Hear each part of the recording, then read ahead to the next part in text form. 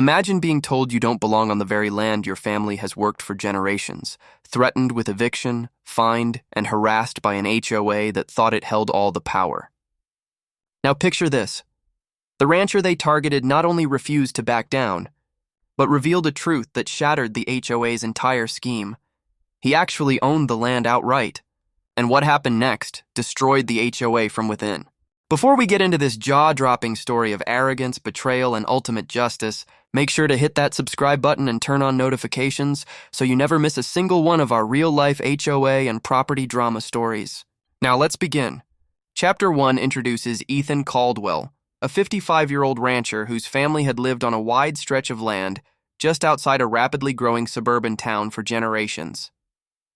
His property, nearly 50 acres of rolling hills, open pastures, and a small but proud ranch house, was more than just land. It was legacy. Ethan's grandfather had settled it after World War II, and his father had kept it alive through droughts and economic hardships. Ethan himself had devoted his life to cattle, crops, and the quiet dignity of rural living, but as the town expanded, developers arrived. With them came carefully manicured subdivisions, identical houses, and inevitably, the homeowners' associations that ruled them. At first, Ethan thought nothing of it. His land was his land, and the suburban newcomers had theirs. But soon, tension began to grow. Residents of the new subdivision bordering his ranch started complaining. They didn't like the smell of cattle, the sound of tractors at dawn, or even the sight of barbed wire fencing that separated his pastures from their neatly trimmed lawns. At first, Ethan ignored the murmurs, but then he received a letter. It was from the HOA of the neighboring subdivision, boldly declaring that his unsightly fences and disruptive livestock were in violation of community standards. Ethan laughed at the absurdity. He wasn't a member of their HOA, and his ranch predated their existence by decades. He tossed the letter aside. But the HOA wasn't bluffing. Over the weeks, more letters arrived, each more aggressive. They demanded Ethan remove his fencing, reduce the size of his herd, and even suggested he modernize his ranch house to meet community aesthetics. Ethan refused every demand, replying with the same truth. He was not under their jurisdiction. That's when things escalated. HOA board members began driving past his property, snapping photos of his fields and animals. They filed noise complaints with the county, alleging his tractors violated curfew ordinances. They even attempted to fine him, sending official-looking notices with hundreds of dollars in supposed penalties. Ethan knew it was nonsense. But one morning, he awoke to find a bright orange notice nailed to his fence post. Eviction notice. You are required to vacate the property within 30 days. It was signed by the HOA president. Shocked, Ethan took the paper inside.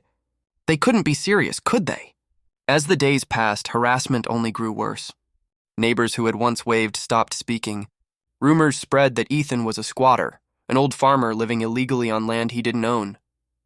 It infuriated him, but he knew one thing the HOA didn't. The deed to the ranch had been in his family's hands for over 70 years, free and clear. Chapter 1 closes with Ethan staring at that eviction notice in disbelief, already planning his response, knowing the HOA had just declared war on the wrong man. Chapter 2 begins with the HOA board celebrating what they thought was a victory. They believed their intimidation would force Ethan to pack up and leave, clearing the way for developers who had long eyed his ranch as the final piece of expansion.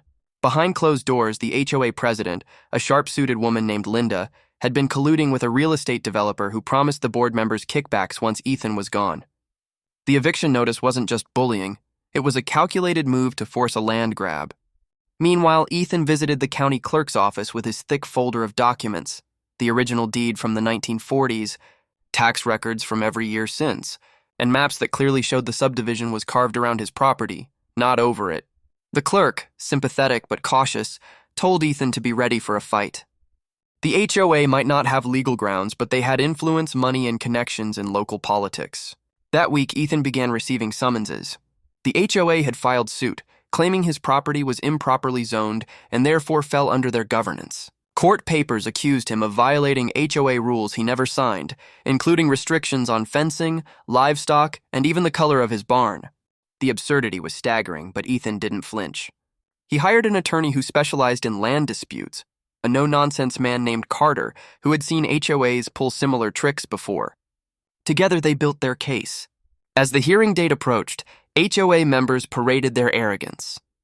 Linda boasted publicly that the old ranch would soon be gone and that Ethan would finally learn to follow rules like everyone else. Neighbors began making offers on pieces of land they assumed would be sold off.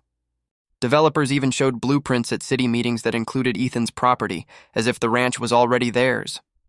On the morning of the hearing, the courthouse buzzed with anticipation. HOA members filled the benches, whispering about how quickly Ethan would be embarrassed.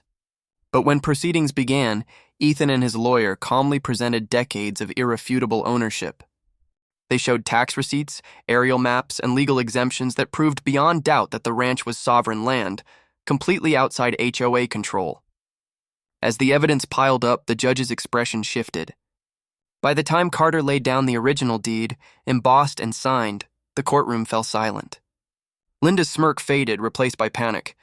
The chapter ends with the judge adjourning the case, declaring that a decision would be delivered shortly, while the HOA left the courtroom in stunned silence, realizing their grip on power was slipping. Chapter 3 picks up in the aftermath of the courtroom bombshell.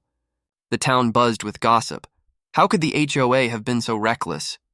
Neighbors who had once cheered for Ethan's downfall began questioning the board's motives.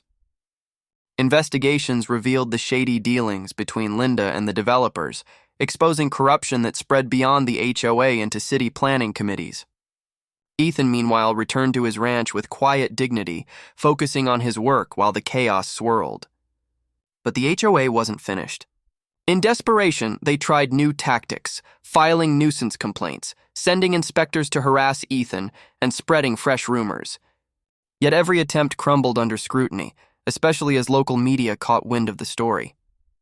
News outlets ran features about the rancher versus the HOA, framing Ethan as the underdog hero standing against corruption. Public sentiment turned sharply. People who had once resented the cattle smells now rallied behind him, seeing him as a symbol of freedom against oppressive HOA overreach. The developer, now exposed, pulled out of deals with the HOA, leaving Linda scrambling. Lawsuits multiplied, not from Ethan this time, but from residents of the subdivision furious that their HOA dues had been wasted on a doomed legal battle. The board fractured as members resigned under pressure, unwilling to be associated with Linda's scheme. In the final board meeting, chaos reigned as residents demanded accountability. Linda, once so powerful, stood alone. The chapter closes with her resignation, her reputation destroyed as Ethan's ranch stood untouched, stronger than ever. Chapter 4 brings resolution. Ethan, though vindicated, didn't gloat. He knew his victory was more than personal. It was a statement that land, legacy, and honest living could not be stolen by greed and arrogance. He worked with local officials to ensure protections for agricultural landowners so no one else would face what he endured. The town, humbled, began to appreciate the ranch as more than an eyesore. It became a point of pride, a reminder of their roots.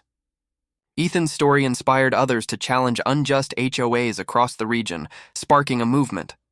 Years later, when people drove past his ranch and saw the cattle grazing and the barn standing tall, they remembered the man who refused to be bullied off his land.